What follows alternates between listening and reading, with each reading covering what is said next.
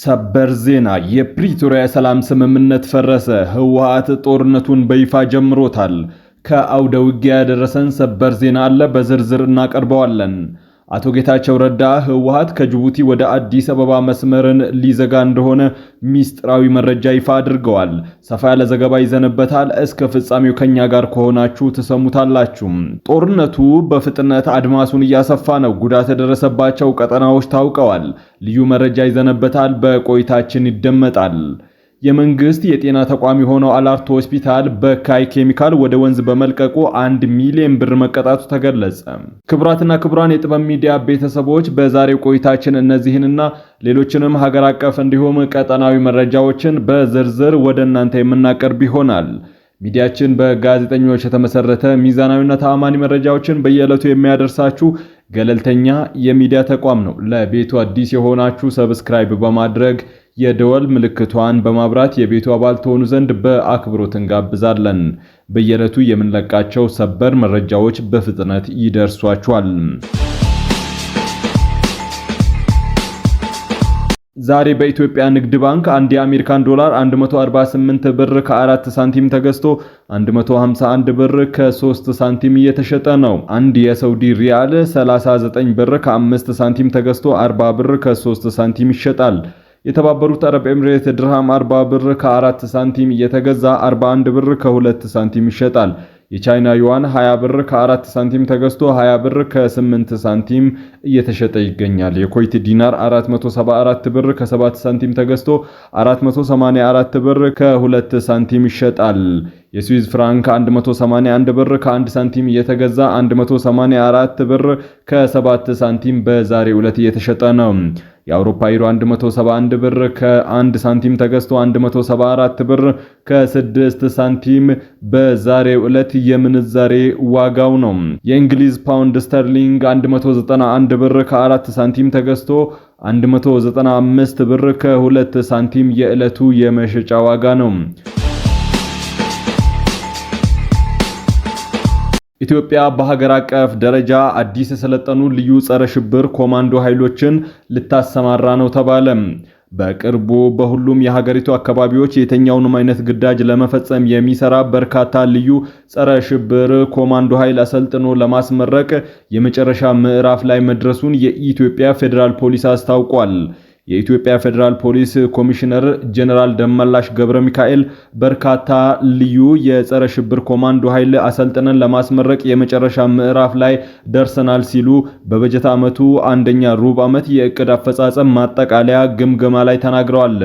የፖሊስ አቅምን በከፍተኛ ደረጃ የሚያሳድግና ተልእኮን የሚያሳልጥ ዘመናዊ የትጥቅ አቅም በልዩ ሁኔታ ማሟላቱን የገለጹት ኮሚሽነር ጀነራሉ ይህንን መጠቀም የሚችልና ለበርካታ ወራት ልዩ ስልጠና እየወሰደ ያለ ልዩ ጸረ ሽብር ኮማንዶ ኃይል በቅርቡ ተመርቆ በሁሉም የሀገሪቱ አካባቢዎች የተኛውንም አይነት ግዳጅ ለመፈጸም እንደሚሰራ ገልጸዋል።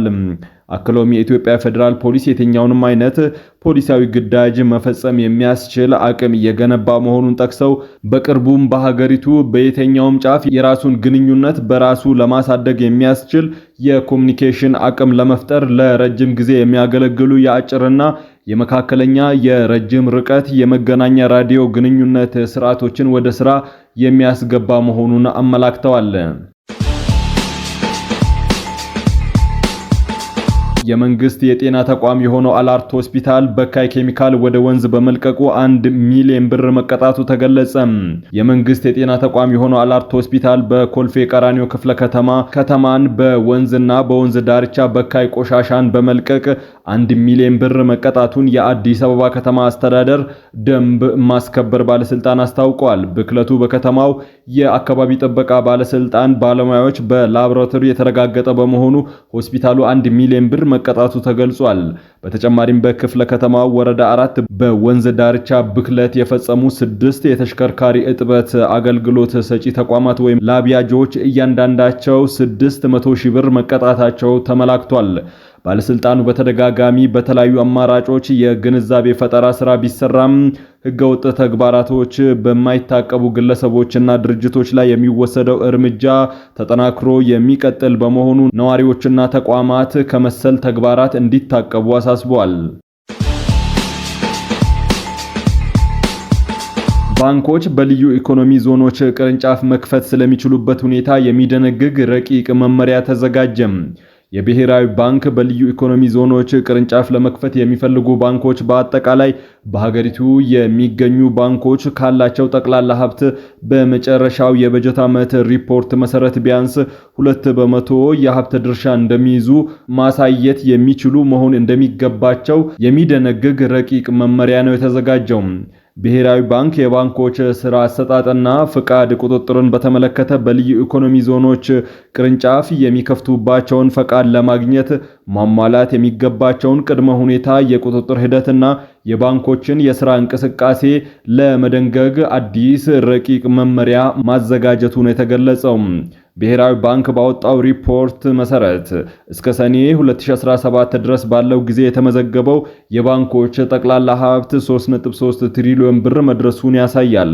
ረቂቅ መመሪያው በልዩ ኢኮኖሚ ዞኖች ቅርንጫፍ የሚከፍቱ ባንኮች ማሟላት የሚጠበቅባቸውን የጠቅላላ ሀብት መጠን፣ የካፒታል ብቃት ምጣኔና የጥሬ ገንዘብ ፍሰት ምጣኔ እንዲሁም የተበላሸ ብድር ምጣኔን የተመለከቱ ድንጋጌዎች ተካተውበታል። በህወሓት ታጣቂዎችና በአፋር አርሶ አደሮች መካከል ጦርነት ተቀሰቀሰ።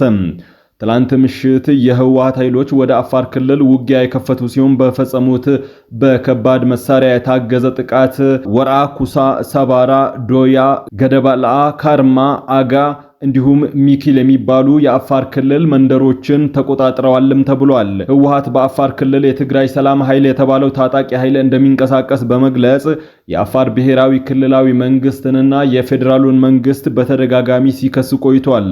ህዝባዊ ወያኔ ሓርነት ትግራይ በእነዚህ ኃይሎች የሚከፈትበትን ጥቃት የፌዴራልና የአፋር ክልል ጥቃት አድርጎ እንደሚወስደው ማሳወቁ ይታወሳል። ህወሓት የምሽቱን ጥቃት የፈጸመው በትግራይ ሰላም ኃይል ታጣቂዎች ሳይሆን በአካባቢው አርብቶ አደሮች ላይ የፈጸመው ሲሆን ዙ 23ን ጨምሮ በከባድ መሳሪያ የታገዘ ነበር። ህወሓት ለዚህ ጥቃት ይህ ዜና እስከተጠናከረበት ጊዜ ድረስ የሰጠው ምላሽ የለም። የህወሓት ቡድን በትላንትናው ዕለት የአፋር ክልልን ወሰን ተሻግሮ በመግባት 6 መንደሮችን በጉልበት ተቆጣጥሯል ሲል የክልሉ መንግስት አስታወቀ። የአፋር ክልል መንግስት ምሽቱን ባወጣው መግለጫ የህወሓት ቡድን ከድርጊቱ በአስቸኳይ ካልተቆጠበ ራሱን ከውጭ ጥቃት የመከላከል ኃላፊነቱን እንደሚወጣ አስጠንቅቋል። የአፋር ክልል መንግስት ይህንን ማስጠንቀቂያ የሰጠው ምሽት 5 ሰዓት ገደማ በክልሉ ኮሚኒኬሽን ቢሮ አማካኝነት በወጣ አጭር መግለጫ ነው።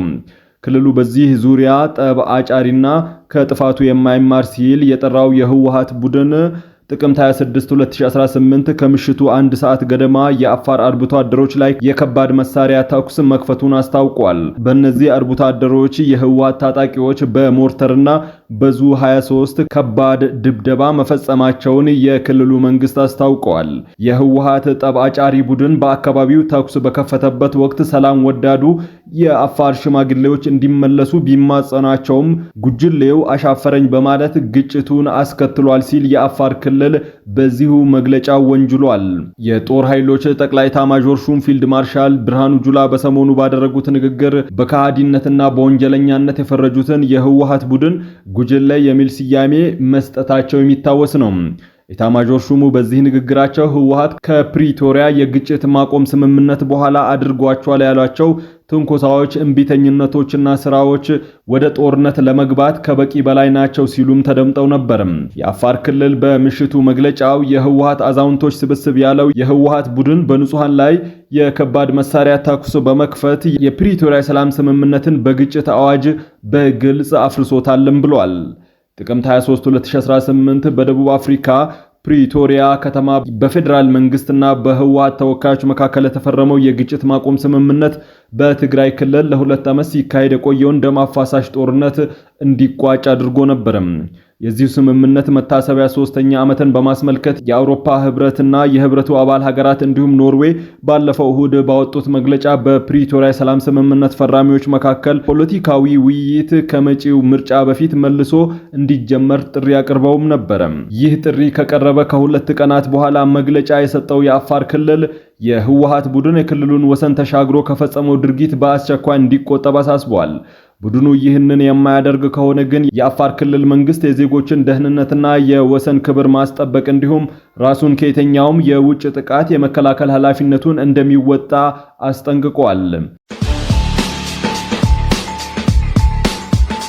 አቶ ጌታቸው ረዳ ህወሓት የአፋርን መንገድ በመዝጋት እንደ መደራደሪያ የመጠቀም እቅድ እንዳለው አስታወቁም።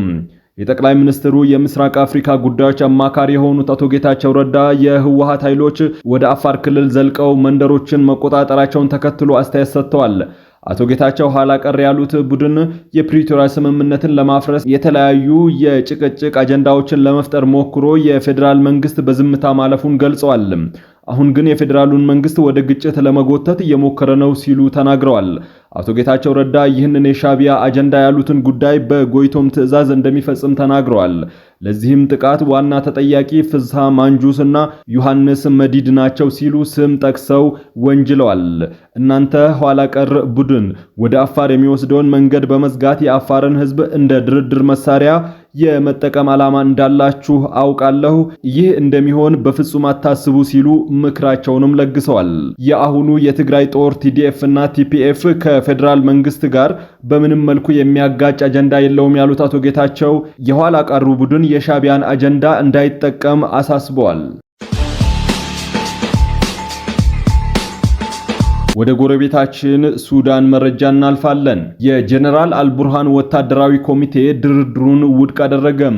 በሌተናል ጀነራል አብዱል ፈታህ አልቡርሃን በተቀናቃኞቻቸው ሌተናል ጀነራል ሐምዳን ዳጋሎ መካከል የፊት ለፊት ንግግር የማድረግ እቅድ መውጣቱ ይገለጻል። ይህ እቅድ የ3 ወራት የተኩስ አቁም ስምምነትን ያካተተ ሲሆን በአሜሪካ በግብጽና ሳውዲ አረቢያ እንዲሁም የተባበሩት አረብ ኤሚሬቶች አማካኝነት የተዘጋጀ መሆኑ ታውቋል።